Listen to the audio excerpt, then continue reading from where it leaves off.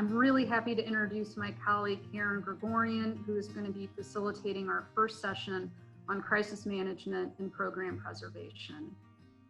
Thanks so much, Annie, and welcome to the first session where we're going to have a panel discussion.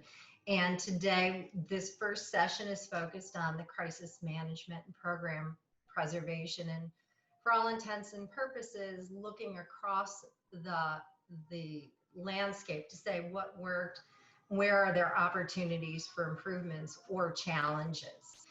In this panel discussion, I will be joined by three individuals: Jerry Cooker, professor in graduate school in the Department of Environmental Sciences at Rutgers University; Carrie Moorhead, the Dean of Graduate School at the University of New Hampshire; and Craig Ogilvie, who is the Graduate School Dean and Associate Vice President of Research at Montana State University.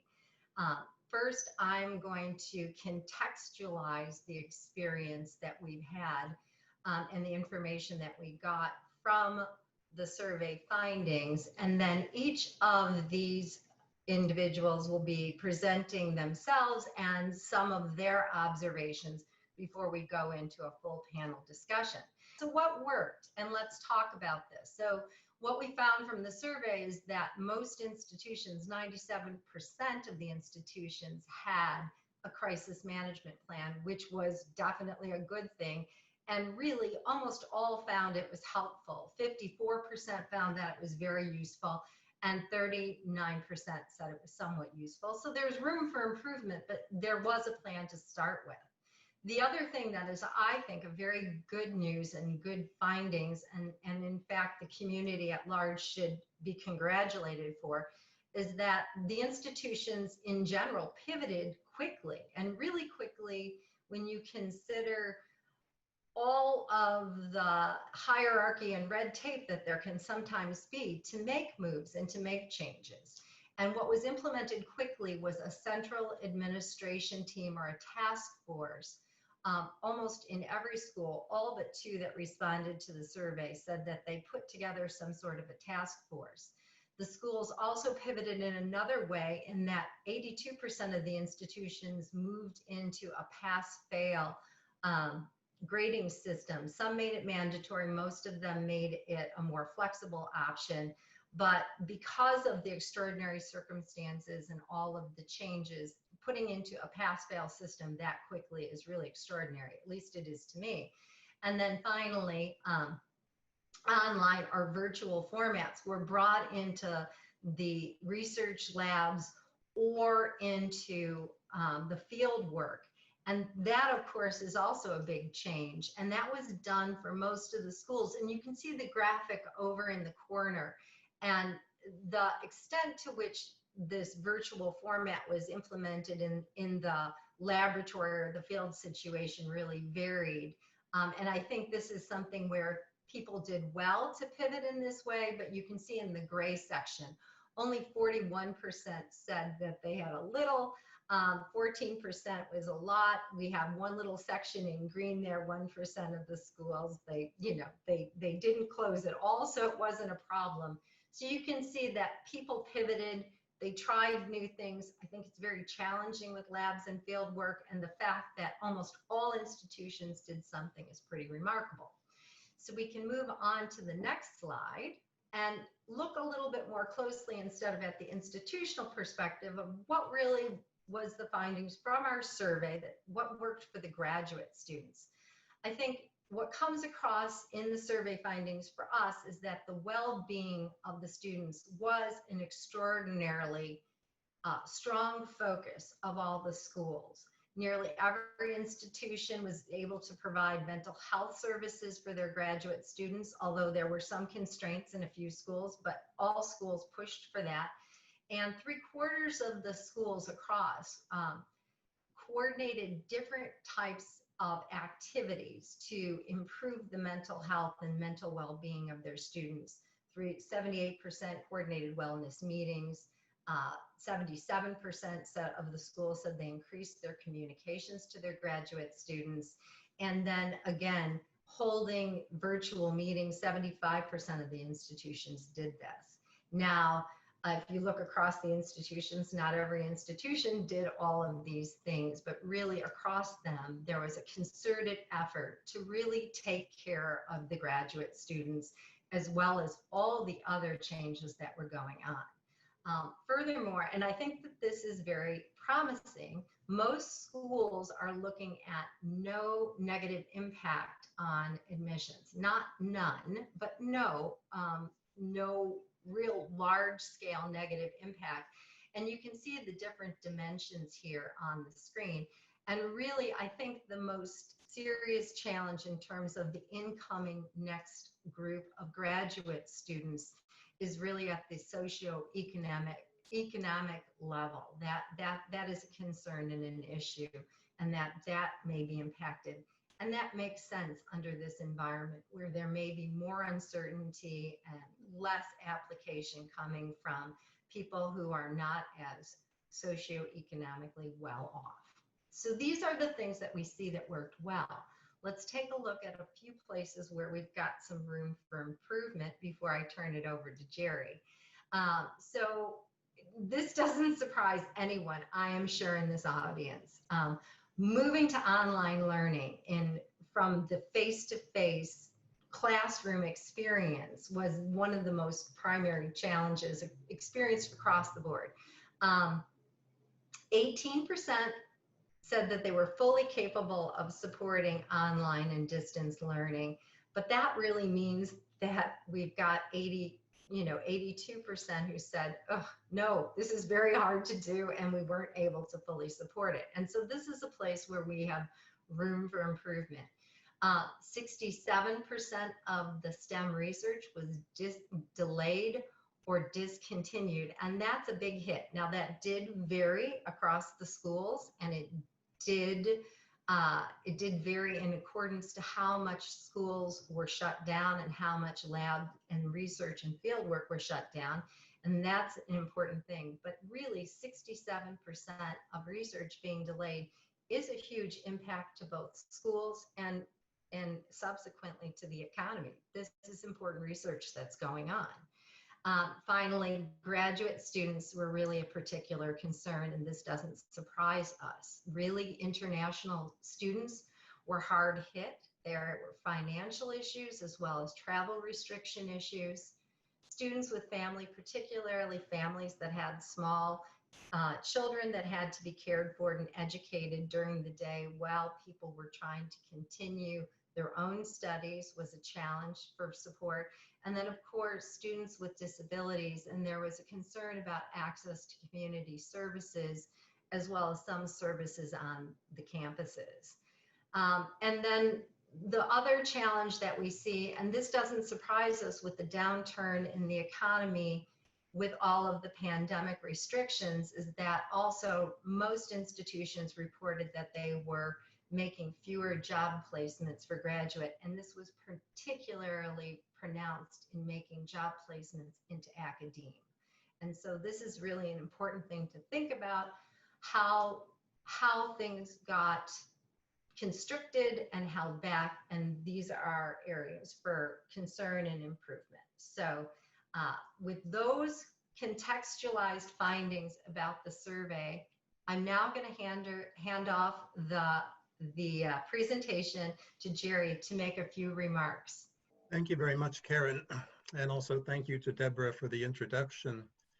So the session today is on crisis management and program preservation.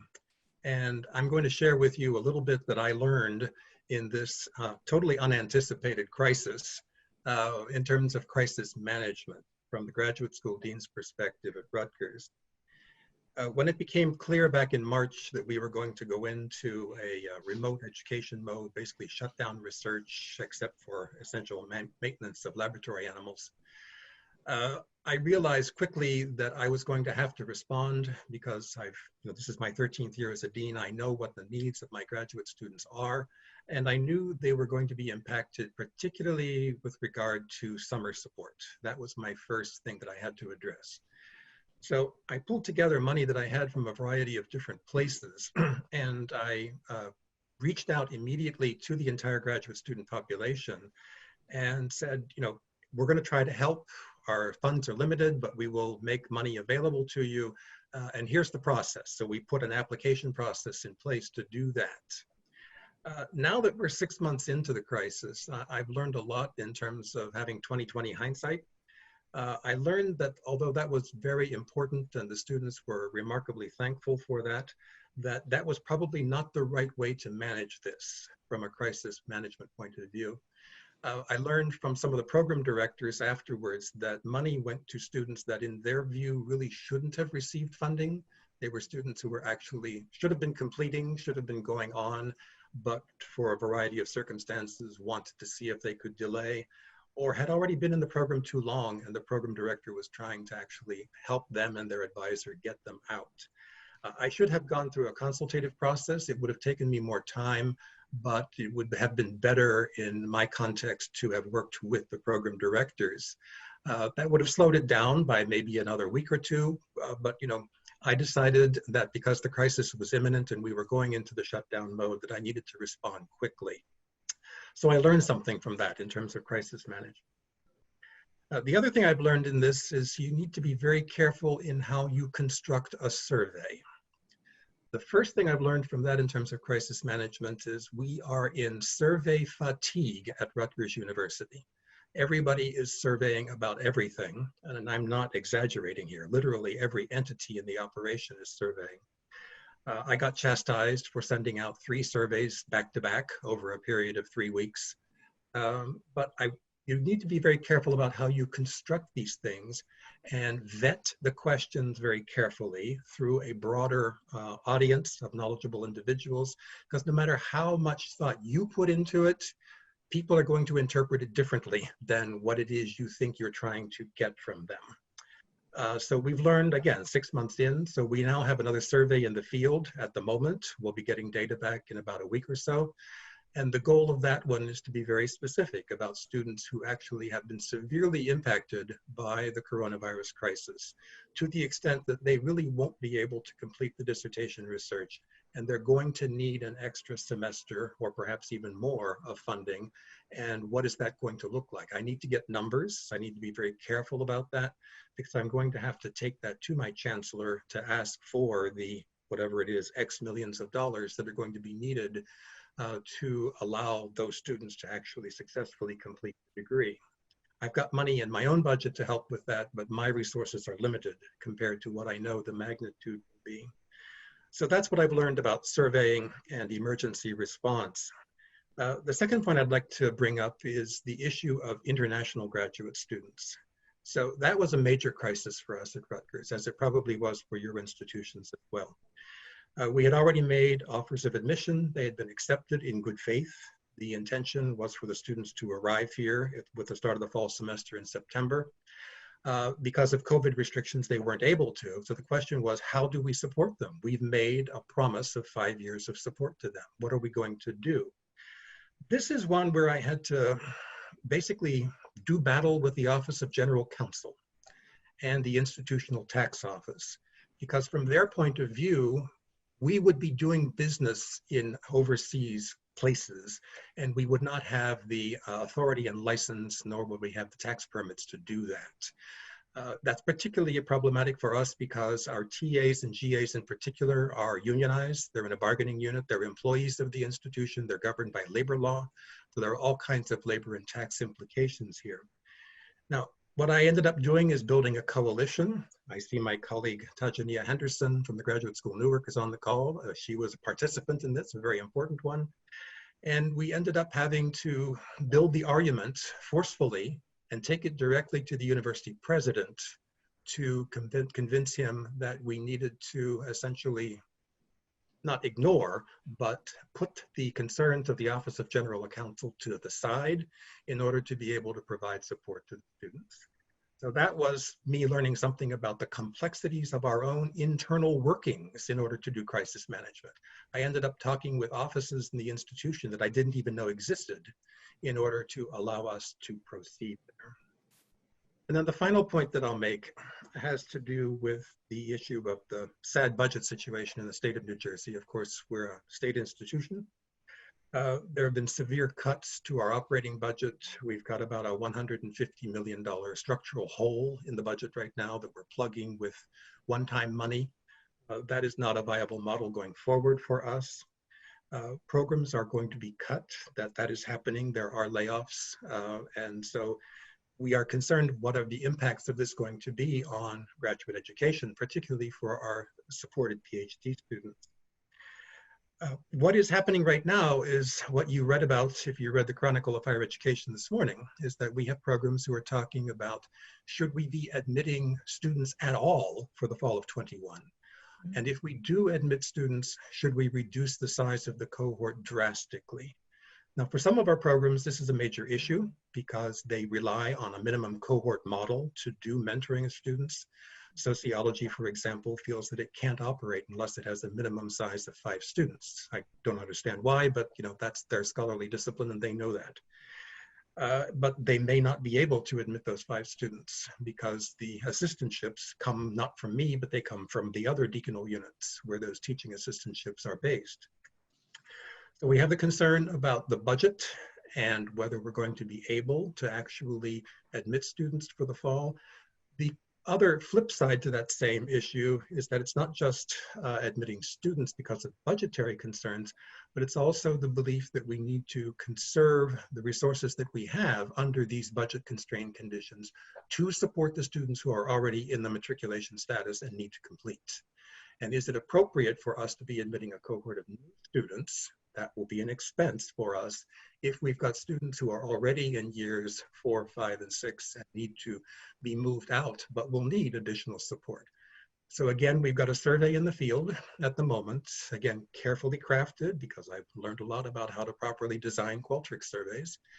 And we want to get the data back in order to take it to the chancellor to make the arguments for what it is we should be doing. The chancellor doesn't want this to come back to him in piecemeal. He doesn't want advocacy groups to come from the individual graduate programs arguing to him. He wants this to be an integrated and holistic and comprehensive view. And of course, that's my job as the graduate school. So those are the end of my comments. Karen, back to you. Thank you so much, Jerry. That was extremely interesting, and your perspective, I'm sure, is going to be generating a lot of questions. I think in particular, the idea that coming back and trying to organize the data into an entire unified plan on the fly, gathering information, is one of the challenges that you certainly faced, and I'm sure others are too. So next, we're going to hear from Carrie Moorhead. Well, good afternoon, and good afternoon, everybody else that's on the call. I hope you can hear me well. I am going to run down some principles that I think might be helpful, and then obviously we can flesh these out a little bit more as we move along. To start with, what I would say we found is that this may seem like a paradox, but in the time of screens, the human touch makes all the difference. And so in all of the work that I've been doing and that we've been trying to do across our campus, making sure that we have authenticity has been really important. So let me tell you a little bit about UNH. We are an R1 institution. About 25% of our students are PhD students, 10% certificate students, and then the rest are masters. And we have close to 2,500 graduate students overall, with a growing number of students in the professionally oriented master's programs. So back to the principles that I want to talk about a little bit here. It's that we had institutional flexibility with a strong leadership team, which we'll flesh out a little bit more, but we had a presidential cabinet and a presidential leadership group of 30.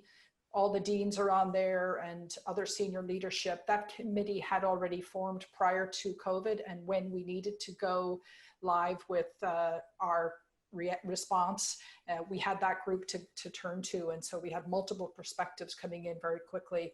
We also then had multiple other teams formed around specific aspects of the work that needed to be done, which again we can get into.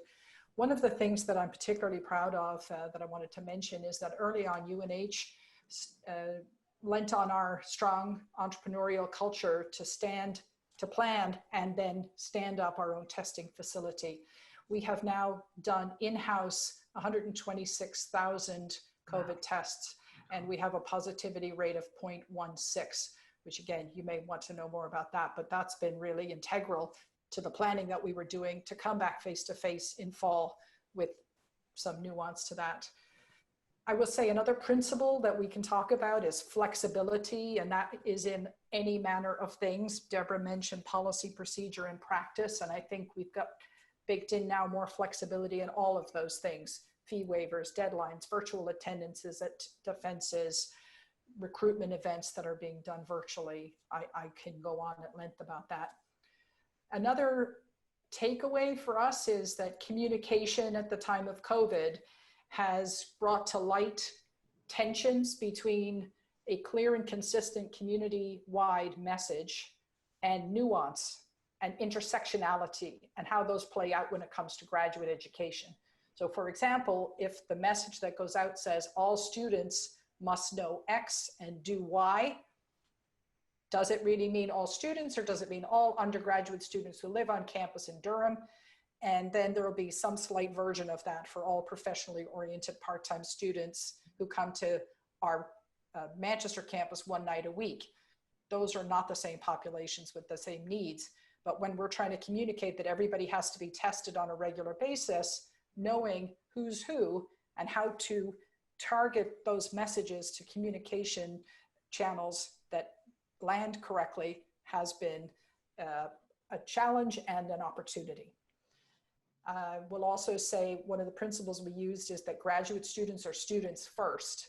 And that has implications to some of the comments that were made already when it comes to graduate students.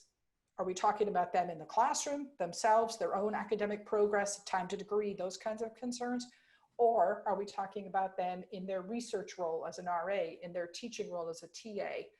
When we're messaging out around how does one get an accommodation for COVID-related issues in the classroom, is that message tailored for graduate students? So one of the takeaways is having somebody at the table that understands graduate education is really critical at all stages of planning.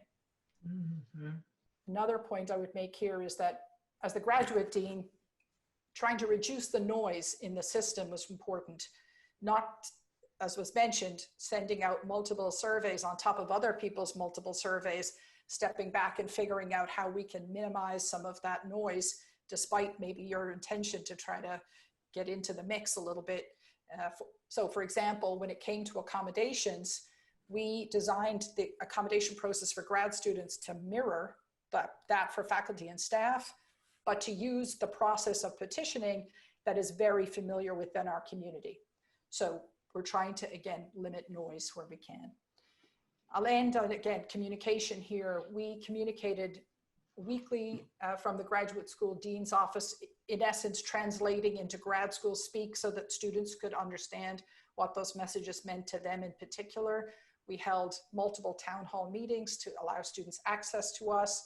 We were available for social events, coffee hours. We made emergency funds available and so on and so forth. So having your ear to the ground and anticipating the concern in advance so that the answers to concerns would come into the dean's dispatch in advance of them becoming challenges really helped, again, to reduce the noise and help the anxiety level stay at a manageable pitch. I will leave it there and we can flesh these out in discussion. Thank you. Thank you so much, Carrie. I'm really impressed at the speed and the volume of tests. That's really impressive. And I'm sure that there may be questions more about that. So let's move on to our third panelist, and that is Craig Ogilvie. Craig, go ahead, take it away.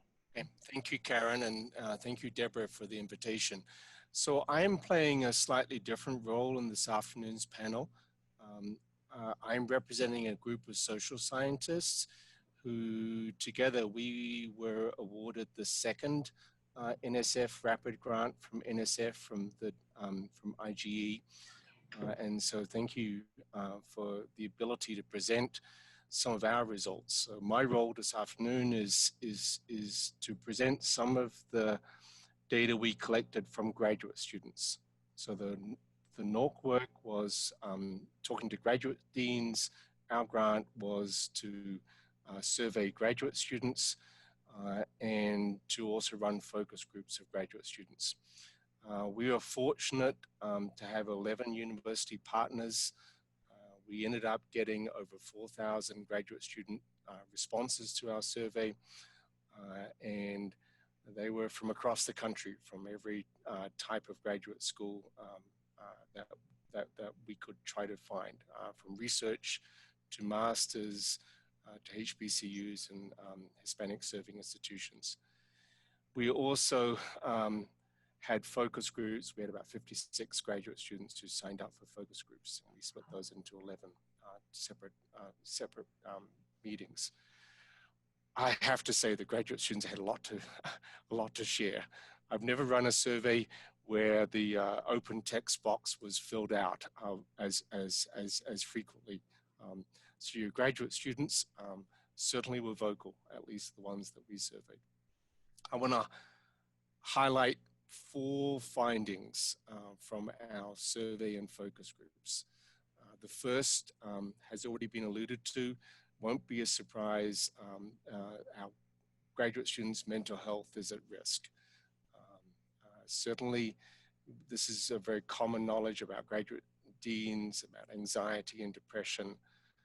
One of the partners in our project was somebody who was an expert in trauma.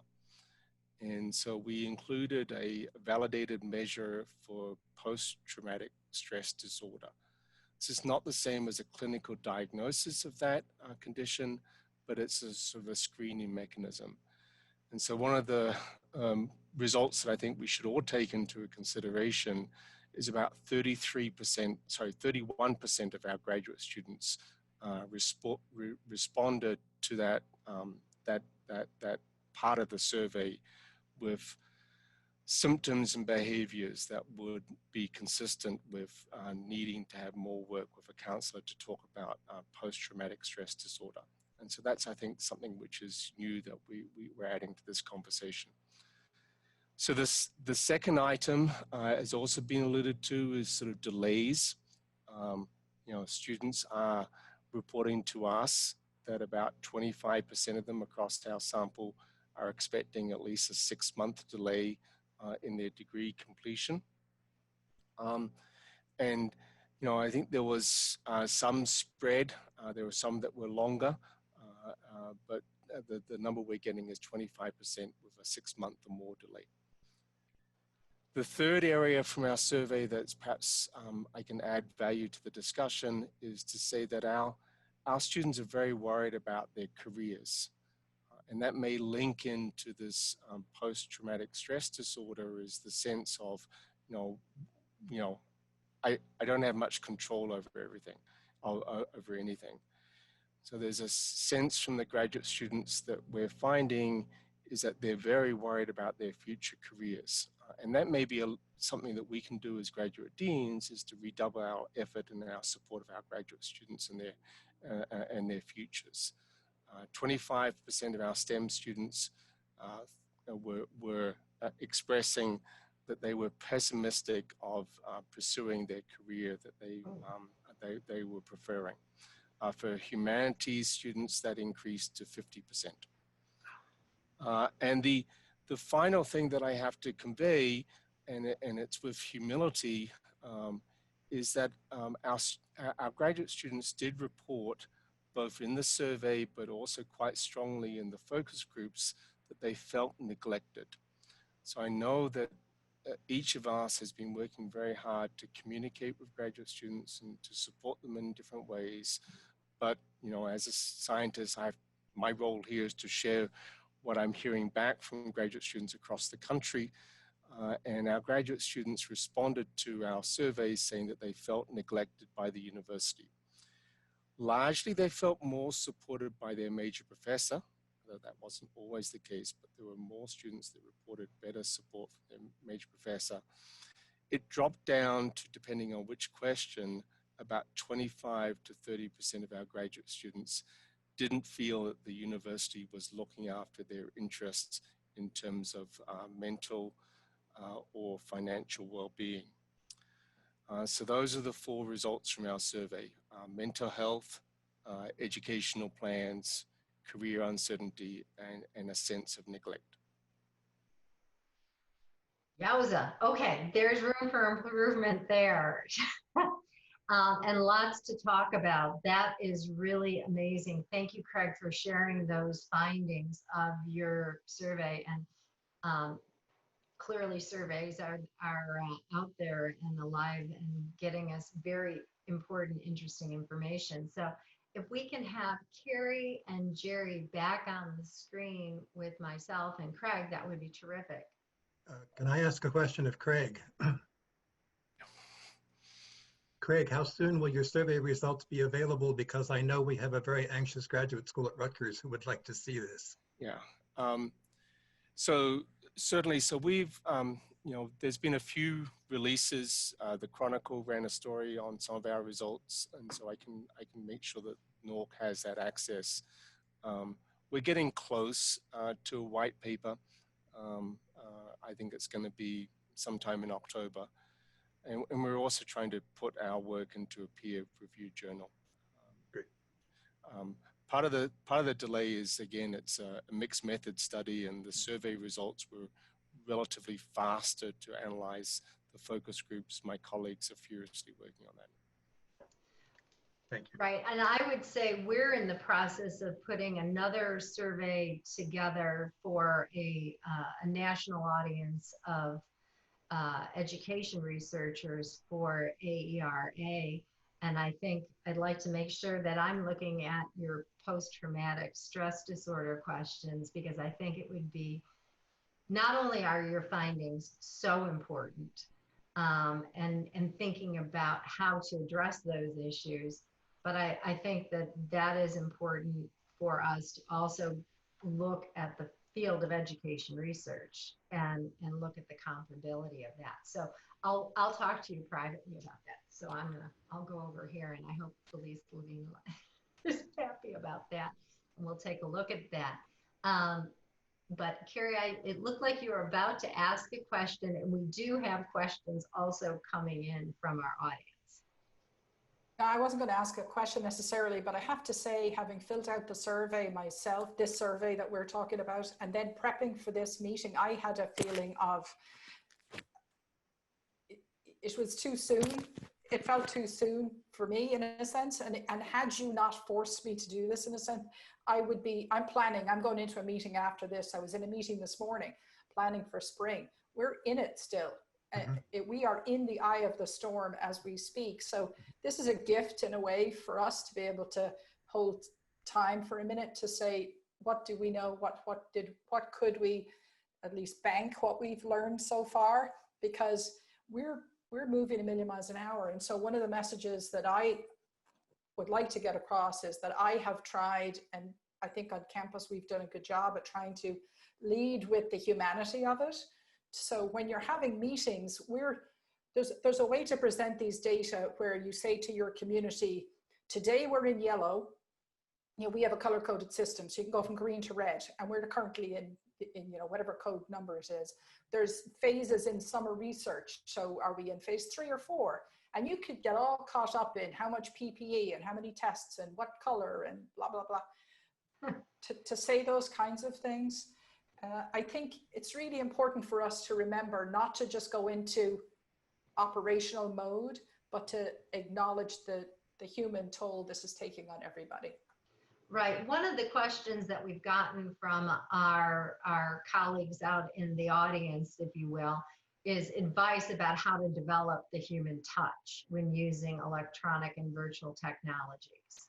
And I don't know if any of you have any specific pointers that you'd like to share that have helped you as you're managing forward. I know, Carrie, you shared some, and Craig and Jerry, you too, but are there any things that are particularly salient for you?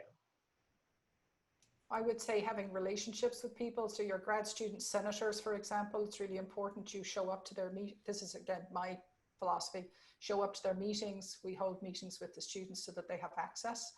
We've done recorded video clips of various things. So we do I have an open line, open house, and we bank all the questions, filter them, put those questions into the FAQs that are on the COVID information that's available to students. So you sort of keep cycling back around on these messages for students. And I think having them see your face is helpful. So not just email, we know email doesn't get to a lot of people, but video clips and then social media campaigns as well have been helpful. I agree with Carrie on that one. Staying connected. I mean, that seems to be an element of graduate education. You know, this is my 13th year as dean. It took me a while to learn that early on in my career. But graduate education has this unique component to it that makes it different than a whole lot of the rest of what goes on in a large university. And that connectedness, that almost visceral element, that connectedness is something that we value and our students value, the faculty and the programs value that. This crisis, of course, puts this electronic thing in between us and them, so it makes us uncomfortable. We're learning how to master it. But I agree with Carrie that, you know, just having these forums, this connectedness, doing the webinars. Just one cautionary note is that early on in the crisis, this is again going back to, you know, probably April or May, I just agreed that I would do something, and it would be sort of open forum, open mic, you know, no filtering. That was a bad idea. Because you get people who essentially have a particular point of view and agenda. They know how to monopolize it. So I've learned. Talk about learning and crisis management, you know, things that I have to learn to manage this whole process. But connectedness is really important. So can I add, I mean, one of the results from our work is that the graduate students felt more supported from their faculty. So largely the faculty and departments have been stepping up. There's been some exceptions we saw, but you know, if I take that and interpret it and saying, as graduate deans, can we applaud and amplify those departments that are and those faculty that are really providing that connection? You know, my humility is that as graduate dean, I'm not going to have as much impact on a student than their research group or their department. And so one of the things that I can do behind the scenes is really support those departments and to make sure other departments are learning what their peers are doing, and to sort of spread this message of the importance of support to the department and to the faculty level.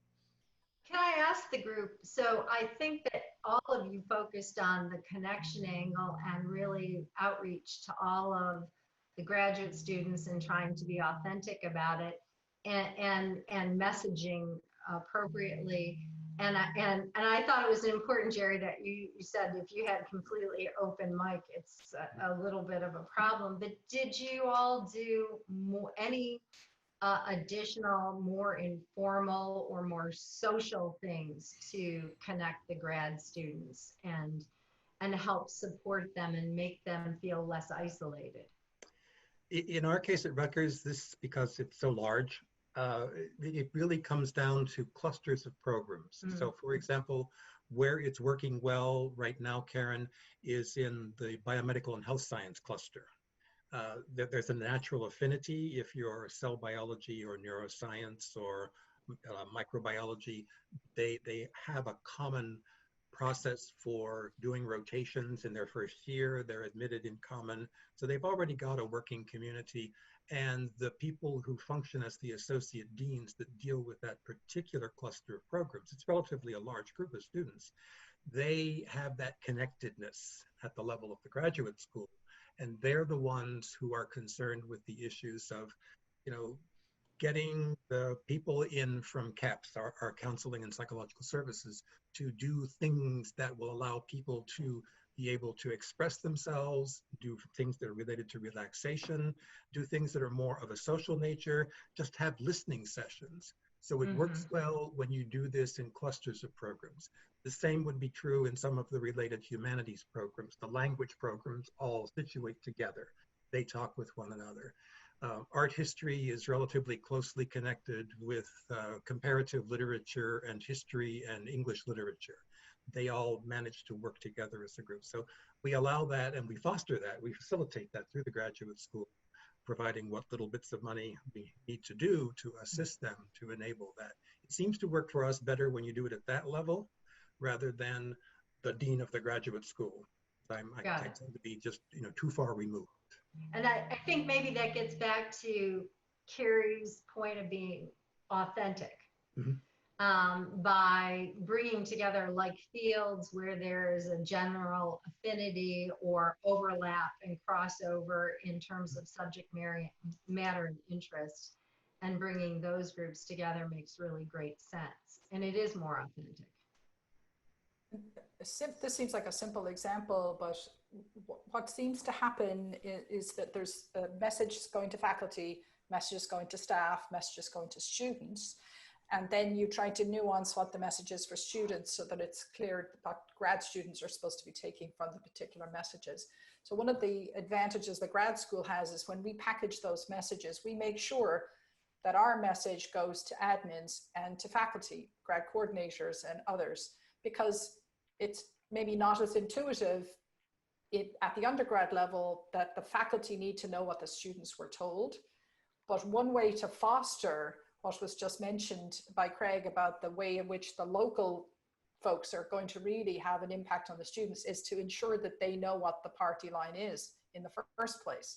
And then they're more confident to say, no, I know you've got to go get your testing is Monday and Thursday. No, it's not Tuesday, Friday, right? You know exactly what the message is supposed to be. And people feel a bit more connected to the overall enterprise. Now, of course, the sweet spot of that is if you're getting X number of emails a day and you're trying to keep up, it's a challenge. So having clean and crisp messages, and then we have a central COVID page, for example, with the FAQs, everything links to that central page. So we don't run the risk that there's threads that are going to get dated and so forth.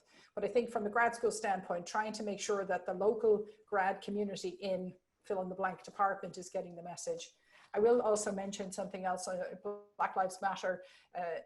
Obviously there's been a lot of issues around structural racism and racism in higher ed, and this summer has been particularly fraught, if you will. And so having communities where people can come together, the grad school did run multiple sessions of drop-ins where students could share concerns or just have an opportunity to blow off steam or to talk to others who are like-minded and concerned about various issues, which was well received. And those were mixed in terms of disciplinary approach. And I think the coffee house idea, having intact groups that know each other and facilitating those discussions, I think is absolutely also key. Okay, well, we've got other great questions that are coming in.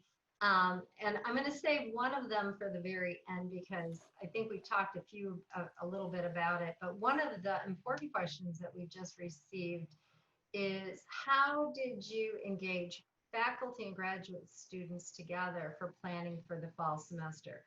What was that organization and implementation looking like within your institutions? We're a very large institution with lots and lots of graduate programs.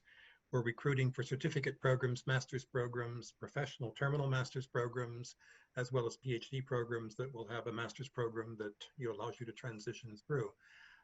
So I have to rely on my governing council, my graduate council, which currently has 65 faculty members in it, some elected, some appointed, broadly representative of the entire spectrum of all of the disciplines in the graduate school. And I need them to be as my sounding board, both in real time as well, because we have monthly meetings, but also when we're not formally meeting, doing offline, just, exchanges with them through emails or other mechanisms, because they're the people who are most closely connected at the individual program level. We do have separate groups that are all of the graduate program directors that we convene periodically as well on a regular basis in both of our semesters. That's a much larger group. So we will bring issues up to them, but usually it's because we've channeled it through the executive council discussion first, asking them to go out and gather some intelligence for us to engage with the students because they do represent all the disciplines, and then get information back to us. That's the body that I use, for example, to vet my surveys right now, because I've learned that I can't do this with my own little group of 5 people in the graduate school. I've got to actually have broader representation. So that executive council is really important for me. That's really helpful. And I getting back along the lines of communication, and really, Craig, this one might be for you, because we have one question that says that 25% of the students expect at least a 6-month delay in their graduation, but yet everybody is looking for a year of extra funding. And that, and Jerry, you're talking about the fact that there's constraints to the finances, and I'm sure that everyone is feeling the pinch because it is such an odd situation. And what are just a discussion amongst yourselves, this is a push-pull, right? It's like you want to be supportive. They need this much time, but they want this much funding. Everybody's kind of going along. And what are the effective strategies for communicating the very real constraints you all are facing as you're trying to manage this institution and what's going forward? And how do you communicate that with your graduate students in a way that they get it and they don't feel either undermined or dismissed? So, I am learning as much as I can from the people who have expertise in trauma communication and trauma support. And there's a lot out there. The CDC has developed principles for how to communicate and support people in trauma situations. And in communicating with my colleagues, we're trying to make sure that the 3 guiding principles of trauma-informed support are sort of guiding us. One is, safety first, right? So if a student is feeling like they're food insecure, or they're worried about the fact that they're looking after somebody who's in a high-risk group, or they are themselves in a high-risk group, that safety comes first from all other forms of, you can't talk to somebody about delays if they're not feeling themselves in a safe situation. And the second we've already talked about is connection. So CDC refers to safety and then connection. But I think the third one is important for this planning for the future, which is empowerment and agency. So what can we do in shifting these conversations about completions to sort of say, how can we support you in your career search? How has your aspirations changed now that the economy has shifted and the world of work has shifted? Can we bring in alumni that are in different fields that have had to adapt, like we're adapting to COVID? So I think the third principle of this trauma-informed communication, which is empowering our graduate students to take agency, to move forward on their careers, may help all of us with this sort of completion support question, because it gives the students their agency and their control a bit more. That's really helpful. Now, one of the final things, I don't know that we're quite to final, but we've got about 9 minutes left for questions, and we have a few more to go and for exchange amongst our panel. And we've hit a few of these, but any other stumbles along the way that you're willing to share that people can avoid? Oh, Jerry, thank you. You've been so candid, and frankly, it's so why not? helpful. It's okay. I mean, I'm just going to get the dirty laundry out and put it on the Oh line. no! Even though this is being recorded.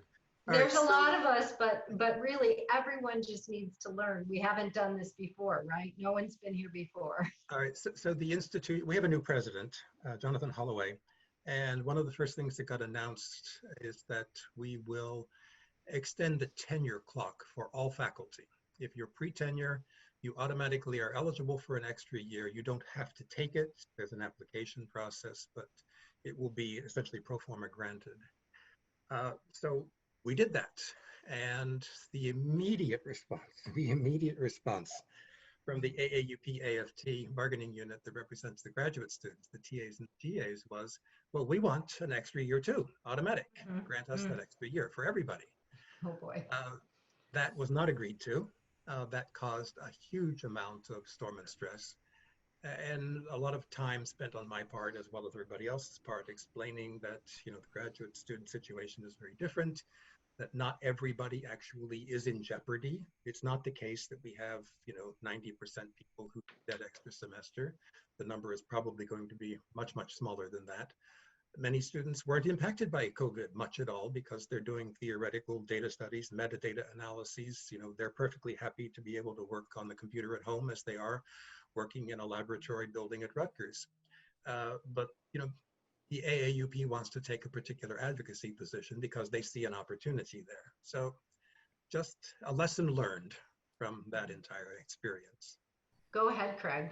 So I'm feeling duty bound to report something from our focus groups that came through very strongly, that our teaching assistants, even though I think Carrie mentioned that there was a procedure in place for accommodation, in the focus groups in particular, the students shared with the social scientists that they felt there was a massive power imbalance.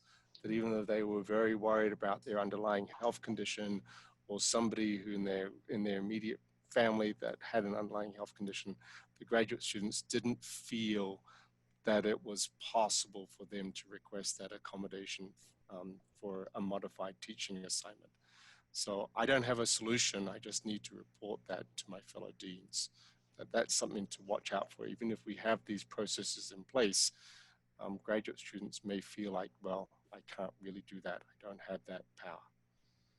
Yeah, I would say that that's a really great point that you raised there. And I would say, for example, in our planning for summer, where we were going to dial back research and then have processes in place for the most essential work. So really seasonal research that was going to be challenging if you weren't able to do it in the time the time in the nature that nature dictates or whatever. We made the VP for research and I had said, we're going to be clear that there's a power differential, right? And this is a worry that we might have, that graduate students will be put in harm's way. They were bringing this concern to us. What if all the faculty want to stay home and they send me into the lab? Then I'm going to be the one who has to take. So we went on record as to say graduate students are not essential. And then we got pushback from people who said, and this is the brand new VP for research, literally had been on campus a month. Started in February and we pivoted out in March. Suddenly, because the folks in the community didn't know this person. And so what was the implication of this? Graduate students are not essential. Do we have to now explain to the VP for research that graduate students are key to everything we do? And so it was a good deed, sort of no good deed goes unpunished moment. It was the right position to take. We had to then make sure that that was communicated carefully so that students knew we were trying to make sure that they were not put in harm's way, and to ensure that faculty understood that we wanted to communicate carefully within the lab and go through this process so that everybody was handled in a way that would make them feel comfortable. But, it's all about the way in which people interpret these kinds of comments and so forth. So you've got to be, really careful and diligent to unpack what you really mean in these situations. That's great. Okay, so we have one more question. Well, we have, oh my goodness. I think we could do another hour of this, but we'll take one more question and then we'll wrap up. So the last thing that we'll be addressing here is the question about what factors and decisions need to go into a unified plan, just as Jerry had suggested, needing to bring the chancellor a unified plan. And can we just sum up what we think really needs to be inside of a unified plan for graduate students?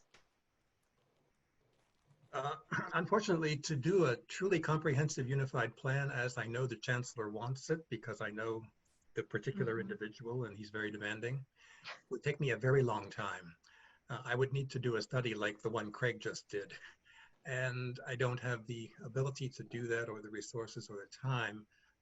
But what I have to get are just the basic data, the facts and figures. What is the current distribution of TAs, GAs, and fellows throughout the different programs?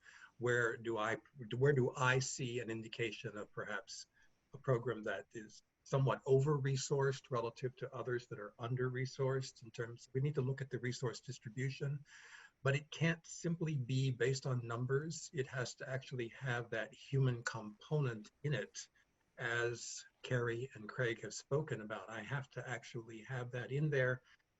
Unfortunately, I don't have actual, transcripts from focus groups. So that's going to have to be coming into me, again, relying on my executive council, the program directors. I have to be careful with that because there are particular programs that are very strong and aggressive in their advocacy. Again, I'll call them out. Our history program is absolutely world-class, and they're very fiercely protective, and they have strong points of view about what they want to do. And they're going to take advantage of this because they know the dean is gathering information, and they want to do that to their own advantage. So I have to have an element of balance to this whole thing. And that's where I'm going to rely on my leadership team in the graduate school to help put this into a perspective. So I can't compile a 300-page dissertation to give to the chancellor. It's got to be highly focused and reduced, but it's going to have to be a combination of synthesis of the numbers across all of the graduate programs. I've got to work in, where our revenue's coming from. So we are seeing right now increases in applications for certificates and master's programs. All right, so that is revenue generation. So I have to be able to show that there are expenses here, there are revenues coming in here. What does that balance look like in order for the chancellor to step in and say, all right, if we're going to do an intervention from my office to provide that additional semester or year of support for the students who are in jeopardy, this is how much I'm willing to commit. So I have to work him to that bottom line and do it in a way where he will, if there are chinks in my argument, which there obviously will be, I have to be prepared to defend the position I'm taking. So really it's speaking with data, but really providing that narrative behind it. Well, we're really close to time. There was one more important question about the loss of TA positions for particularly for social science graduate students, but we aren't going to get to it, but I do think it's one to be thinking about that ties to the Chronicle of Higher Education article this morning. And why are those positions going away? What's about that? And that's just another challenge to framework into this. So Deborah, do you want to say a few? Yes, thank you, Karen. Thank you, and thank you, Craig and Carrie and Jerry. This was just an absolutely, and Karen, this was an absolutely terrific panel. What a fabulous panel. Thank you. I didn't thank the panel, so let me thank my esteemed panel members. You guys did a terrific job, and I also have to thank you for being so candid and sharing. That's just so appreciated. So go ahead, Deborah. I'm going to shut up. Thank you all. Okay. So in my introduction, I think I managed to acknowledge and welcome our supporters, the National Science Foundation, our good friends from the foundation world, the researchers, many researchers who've joined us today and whose work we hope to reach out to these researchers and collaborate. The one group that I failed to mention was the group with which I actually spent a huge chunk of my own professional career. We have with us in Washington the leadership teams from 3 organizations. All of these organizations are deeply concerned about the questions that we're exploring today. So I want to say a special welcome to the leadership team of the Council of Graduate Schools, the leadership team of AAU, and the leadership team of AERA, all of whom are on the call, and all of whom are learning much from this session that will help each of them in their individual set of responsibilities do as strong a job as they can for our universities. Thank you all for being here, and now we'll go to the break.